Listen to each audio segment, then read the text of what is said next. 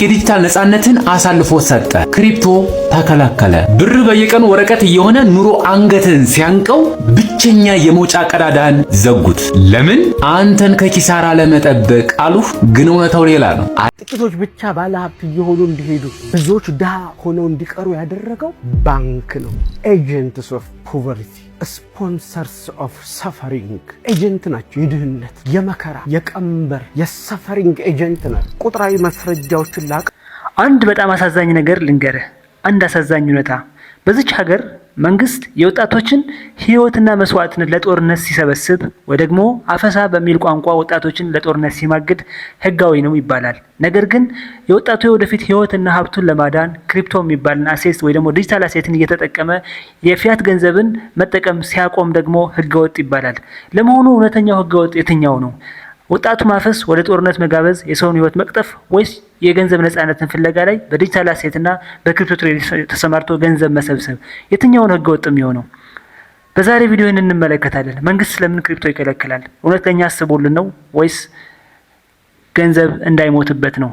በዛሬ ጉዳይ ይህንን እንመለከታለን። የትም እንዳትሄዱ። ለዚህ ቻናል አዲስ ከሆናችሁ ሰብስክራይብ ማድረግ እንዳይረሳ፣ ላይክ ሼር እያደረጋችሁ በኪስህ የያዝከው $100 ነገ ምን ያህል ዋጋ ይኖረዋል? ከዛሬ 8 ዓመት ወይም ደግሞ 9 ዓመት በፊት በ2009 እና በ2010 ገደማ $1 ለመግዛት 21 ብር ብቻ በቂ ነበር። ዛሬ ግን ያንን ዶላር መልሶ ለመግዛት ከ180 እስከ 200 የኢትዮጵያ ብር መያዝ ይኖርብሃል። ይህ በስክሪን ላይ የምታየው የኢኮኖሚክስ ቁጥር ብቻ እንዳይመስልህ። ይሄ ሳትተኛ ያደርክበትን ሌሊት በፀሐይ ተቃጥላ ያፈሰስከው እውነተኛ ላብ እና ለነገ ብለስ የሰነቅከው ትልቅ ህልም በአይንህ እያየህ እንደ ንፋስ ሲበተን የሚያሳይ አሰቃቂ መረጃ ነው። ስራ ትሰራለህ፣ ትደክማለህ፣ ትቆጥባለህ። ነገር ግን ሳታውቀውና ሳትፈቅድ ያጠራቀምከውን ሀብት በየቀኑ ሁሉ መና ይሆንብሃል። መንግስት ዜጎቹ እንደ ህፃናት እየተመለከተ ነው። ዜጎች የሚያስቡም አይመስለውም። ለምን የሚከለክል ይመስላችኋል? መንግስት ለምን ይከለክላል? ዜጎቹስ ለምን እንደ ህፃናት ያያል? እና መንግስት ወደ መድረክ ብቅ ይላል። እንደ ህፃናት ይቆጥርና ክሪፕቶ አደገኛ ነው፣ ቢትኮይን ህገወጥ ነው፣ ገንዘባችሁ ታጣላችሁ፣ ትወረሳላችሁ። በብሔራዊ ባንክም በኩል ይፋዊ የሆነ የክሪፕቶ ህግና የዲጂታል ገንዘብ ዝውውር በጥብቅ ይከለክላል። ግን እውነተኛው ጥያቄ እዚህ ጋር ነው። እውነት የእናንተን አሴት እየጠበቁ ነው? እናንተ እንዳትከስሩ ነው ይህንን የሚያደርጉት? ወይስ የራሳቸውን የገንዘብ የበላይነትና የራሳቸውን ሀብት ለማካበት ነው? እስከ መጨረሻው ተመልከቱኝ። ዛሬ ከአዲስ አበባ እስከ ቬንዙዌላ እና አርጀንቲና ያለውን የገንዘብ ውድቀት፣ የወረቀት ገንዘብ ውድቀትና ክሪፕቶ ምን አይነት መፍትሄ እንዳለው እንመለከታለን። ከዚህ በፊት መጀመሪያ ከነገረ ቀደም ፊያት ገንዘብ ወይ ደግሞ የወረቀት ገንዘብ ምንድን ነው የሚለው በቀላል አማርኛ እንመልከት። ፊያት ገንዘብ ወይ ደግሞ የወረቀት ገንዘብ ማለት በራሱ ምንም ተፈጥሯዊ ዋጋ የሌለው መንግስታት ዋጋ አለው ብለው ስለወሰኑበት ብቻ እኛ ምንን የምንቀበለው ተራ ወረቀት ነው። ከዓመታት በፊት የገንዘብ የሚታተመው ደግሞ የወረቀት ገንዘብ የሚታተመው መንግስት ባለው የወርቅ ካዝናው ደግሞ የወርቅ ክምችት ልክ ነበር። ዛሬ ግን የህግ ተቀይሮ መንግስታት በፈለገው ጊዜ የፈለጉት መጠን ያህል በማሽን ገንዘብ ማምረት ይችላሉ ማለት ነው። ታዲያ ችግሩ እዚህ ጋር ነው የሚመጣው። መንግስታት አዲስ ገንዘብ ሲያትሙ በገበያ ላይ ያለው ብር መጠን ይበዛል። ሲበዛ ደግሞ የያዝከው ብር ዋጋ እያጣ እየወረደ ይሄዳል። ታዲያ አንተ ታታሪ ሰራተኛ ነህ፣ ትቆጥባለህ። ነገር ግን መንግስት አዲስ ብር ባተመ ቁጥር ከአንተ ኪስ ያለው ገንዘብ ያለምንም ችግር ዲፕሪሼት እያደረገ እየሞተ ይሄዳል። ትቆጥባለህ፣ ይሞታል። የኢኮኖሚክስ ሊቃውንት ይህንን ቋንቋ የተደበቀ ግብር ወይ ደግሞ ኢንፍሌሽን ይሉታል። ታዲያ ለምሳሌ በቀላሉ እንመልከት። ወደኛ ሀገር ስንመጣ በእኛ ሀገር ኮንቴክስት ስናየው በ2010 እና በ2009 የድሮውን ትተን ማለት ነው ካለፉት ከ8 እና 9 ዓመታት በፊት የኢትዮጵያ ብር $1 ለመግዛት የኢትዮጵያ 20 ብር ያስገዛ ነበረ። ዛሬ በ8 ዓመታት ውስጥ ብቻ የኢትዮጵያ ብር 80 በመቶ የሚሆነው ዋጋው አጥቷል። ይህ ዶላር ለመግዛት 20 እጥፍ ነው ያደገው። ስለዚህ ምን ያህል እንደሞተ አስቡት። በጣም ሞቷል የኛ ብር። ታዲያ ይሄ ህይወትህ ላይ ምን ትርጉም አለው ብለህ ስታስብ ወላጆች ላባቸውን ጠብ አድርገው ቤት ለመግዛት ያስቀመጡት ገንዘብ ዋጋ አጥቷል። ዛሬ ለምንም እንኳን አይበቃም። አንድ ወርቃማ ብር አይገዛም። በድሮ ቤት ይገዛ የነበረው ገንዘብ አሁን አንድ ብር አይገጥምም። ደሞዝህም አይጨምርም። በድሮ ደሞዝ 10,000 20,000 ወይ ደግሞ 2,000 3,000 8 7 ቤተሰብ ያስተዳድር የነበረ ገንዘብ አሁን አንድ ሰው ማስተዳደር አይችልም። ይህ ሁሉ ምንድን ነው? ገንዘብ፣ የወረቀት ገንዘብ በየቀኑ እየታተመ ግሽበት የሚባል ችግር እየመጣ አንተ ድሃ እየሆንክ በየቀኑ እየሰራህ ድሃ ትሆናለህ። ምንም አልተሳሳትክም። በየቀኑ ትደክማለህ። ታታሪ ሰራተኛ ነህ። መኖር ይከብድሃል። ይህ ሁሉ በፖሊሲና በችግር የመጣ ነው። ታዲያ ከዚህ ችግር የሚያድንህ አንድ ነገር ነበር፣ ግን መንግስት ያዘ። ይህ ምንድን ነው? ክሪፕቶ፣ ዲጂታል አሴት፣ ፎሬክስ፣ ማንኛውም ዲጂታል ገንዘብ፣ ወርቅ፣ ብር፣ ማንኛውም ሊሆን ይችላል። ይሄንን ጉድ ሰማችሁ? ባጭሩ ድሃ ሆነ እንድትሞት ተፈርዶብሃል። ብሔራዊ ባንክ የዲጂታል ነፃነትን አሳልፎ ሰጠ። ክሪፕቶ ተከላከለ። ብር በየቀኑ ወረቀት እየሆነ ኑሮ አንገትን ሲያንቀው ብቸኛ የመውጫ ቀዳዳን ዘጉት።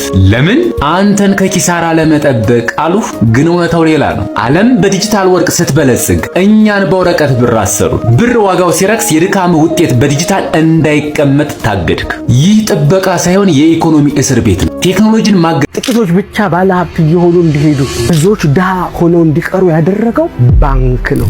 ኤጀንትስ ኦፍ ፖቨርቲ፣ ስፖንሰርስ ኦፍ ሰፈሪንግ ኤጀንት ናቸው። የድህነት፣ የመከራ፣ የቀንበር፣ የሰፈሪንግ ኤጀንት ናቸው። ቁጥራዊ ማስረጃዎችን ላቅርብላችሁና ኢትዮጵያ ውስጥ ያሉ ባንኮች ድህነትን እንዴት ስፖንሰር እያደረጉ እንደሆነ ያሳያል። ለምሳሌ ባለፈው ብሔራዊ ባንክ ባወጣው መረጃ ኢትዮጵያ ውስጥ ከቀረበው ብድር ውስጥ 30% የወሰዱት 10 ሰዎች ናቸው አለ። እነሱም ደንግጠው 10% ኦፍ ዘ ኢትዮጵያን ፖፑሌሽን እኮ አይደለም ያለው። እንደዛም ቢሆን እኮ አስደንጋጭ ነው። 10 ሰው ነው 30% የወሰዱት። እሱን ወደ ቁጥር ቀይረው ሲያስቀምጡት 400 ቢሊዮን ኢትዮጵያን ብር የተበደሩት 10 ሰዎች ናቸው። 3 የአባይ ግድብ ባንኮች ኢፍትሐዊነትን ስፖንሰር አድርገው ዜጎች ሀብታቸውን ለማዳን ወደ ዲጂታል አማራጭ እንዳይሸሹ የክሪፕቶ ግብይትን ህገ ወጥ አደረገ። የባንክ አካውንቶች በክሪፕቶ ጥርጣሬ እንዲታገዱ ትዕዛዝ አስተላለፈ። ምክንያቱም የሀገሪቱ የውጭ ምንዛሬና የገንዘብ ፍሰት ሙሉ በሙሉ በቁጥጥር ስር እንዲሆን ያደርጋል። ይህ ደግሞ ለዜጎቹ አስቦ አይደለም። ምክንያቱም ዛሬ በቢሊየን አካውንት ውስጥ የኢትዮጵያ ባንክ ውስጥ ያሉ ሀብታሞች ክሪፕቶ ከተፈቀደ ህጋዊ ከሆነ ሁሉም ገንዘባቸው ወደ ክሪፕቶ ያዞሩታል። ይህ ለምን እንደሚያደርጉ ልንገራችሁ። ክሪፕቶ ጥቅም እንዳለው ስለሚያውቁ። ባለፉት 10 ዓመታት በፊት ቢትኮይን በመቶ በሳንቲም ቤት ይሸጥ ነበረ። በሰዓቱ የዛሬ 10 ዓመት ቢትኮይን ሆልድ ያደረገ አሁን ቢሊዮነሮች ተፈጥረዋል። እነ ሲዜድ በጣም ብዙ ሰዎች መጥቀስ ይቻላል። እነ ማይክሮ ስትራቴጂ እነዚህ ያንን ገንዘብ ባለማስቀመጣቸው ነው።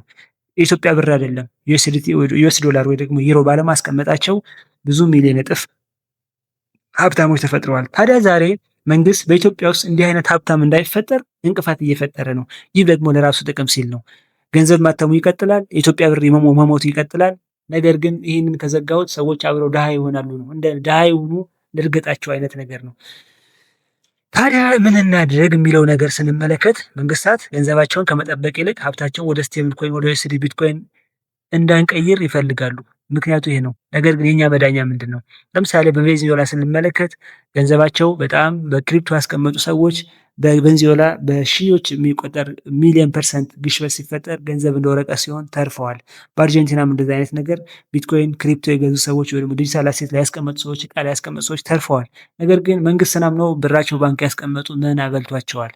ታዲያ ቢትኮይን ለምንድን ነው የዚህ መፍትሄ እንዴት ይሆናል ብላችሁ ስታስቡ ቢትኮይን ኦልሬዲ እንደ ገንዘብ በየጊዜው ፕሪንት የምታደርጉት ነገር አይደለም። ማንኛውም ክሪፕቶ እንደ ገንዘብ በየጊዜው ማንም ተነስቶ ፕሪንት ሊያደርገው ይችላል። በዓለም አቀፍ ደረጃ የሚኖረው የቢትኮይን መጠን ከዚህ በፊት እንደተናገርነው 21 ሚሊዮን ብቻ ነው። ይህ ደግሞ አንድ ሰው ተነስቶ አንድ መንግስት፣ አንድ ፕሬዚዳንት፣ አንድ ባንክ ተነስቶ 22 ሚሊዮን ወይም 19 ሚሊዮን ማድረግ አይችልም። ስለዚህ ብዙ ጊዜ ስካርሲቲ ካለ ወይ ደግሞ የሆነ ነገር እጥረት ካለ ዋጋው ይጨምራል። ለምሳሌ ወርቅን ስንመለከት ወርቅ ኦብቪየስሊ ስካርሲቲ የለውም። ስካርሲቲ ውድ ቢሆንም ስካርሲቲ የለውም። ማንም የሆነ ቦታ ሊገኝ ይችላል፣ ቢትኮይን አይገኝም። ስለዚህ የቢትኮይን ጉዳይ ቀድሞ የያዘ ሰው ቀድሞ ሀብታም ይሆናል ማለት ነው። ቀድሞ የያዙ ሰዎች ሀብታም ሆነዋል። አሁንም ቢሆን ወደፊት ሰዎች ወደዛ ስለሚሄዱ እሱ የያዘ ሰው አይወድቅም፣ ገንዘብ የያዘው ሰው ግን ይሞትበታል። ይህንን ለማየት ነው ሰዎች ሀብታም እንዳይሆኑ፣ ሰዎች እንዳይበሉ ሳይሆን ሰዎች የኛን ባንኮች ብር አልባ እንዳይሆኑ ዋናው ምክንያቱ ባንኮች ያለ ገንዘብ እንዳይቀሩ። ማንም ሰው ይሄ ከተፈቀደ ባንክ ውስጥ ገንዘብ አያስቀምጥም። ምን ያደርጋል? ዋሌት ላይ ያስቀምጣል፣ ክሪፕቶ ኤክስቼንጅ ላይ ያስቀምጣል፣ ያድግለታል፣ ሀብታም ይሆናል፣ ፋይናንሻል ነፃነት ያገኛል፣ ከዓለም ጋር እኩል ይሆናል። ስለዚህ ሀብታሞች ኢንቨስተሮች፣ ሴንትራል ባንኮች ወይም መንግስት ገንዘብ ያጣል። ለዛ ነው የሚከለክለው እንጂ የእናንተን ገንዘብ ለመጠበቅ ከፍራውድ ለመጠበቅ አላስፈላጊ ያሴት ወይ ደግሞ ስካም ክሪፕቶሚየም ስካሞች እንዳትበሉ ለማድረግ አይደለም። አላማው ይህ ነው። ታዲያ ምን ትላላችሁ? እናንተ ምን ታስባላችሁ? በየዓመቱ ዋጋው የሚቀንሰው የኢትዮጵያ ብር ገንዘብ ባንክ ላይ ታስቀምጣላችሁ ወይስ የዓለም የገንዘብ ስውር ስርዓት የሆነውን ቢትኮይንን ክሪፕቶን ላይ ኢንቨስት ታደርጋለህ? ምን ታደርጋለህ አንተ?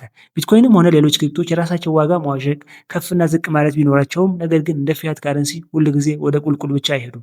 ለምሳሌ በዛሬው እንኳን ስንመለከት ቢትኮይን ከባለፈው ሳምንት በፊት 60 ሺህ 57 ሺህ ሁሉ ወርዶ ነበር። አሁን በ3 ቀን ብቻ 25% በላይ ጨምሯል። ይህ ማለት በሳምንት ብቻ ኦልሞስት 79 ሺህ ደርሷል ማለት ነው።